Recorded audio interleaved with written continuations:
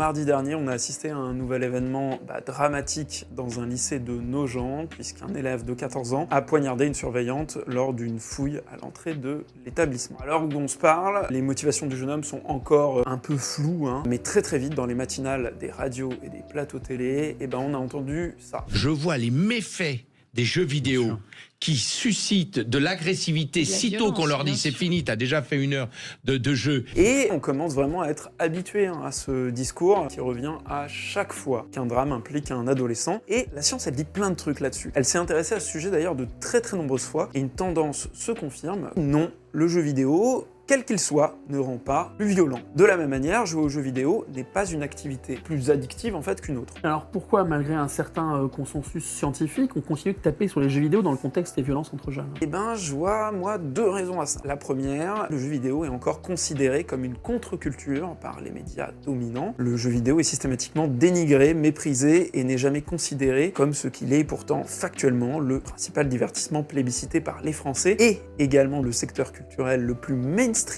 et lucratif du monde. La seconde raison, c'est que si une violence, quelle qu'elle soit, implique un joueur, on considère souvent le jeu vidéo comme l'élément déclencheur de son passage à l'acte. Sauf que la plupart des études scientifiques expliquent aujourd'hui que les auteurs de ces violences sont surtout sujets à de très nombreux autres facteurs aggravants qui expliquent de manière bien plus solide leurs actions. De la même manière, l'Académie nationale de médecine est parvenue à un consensus en 2012.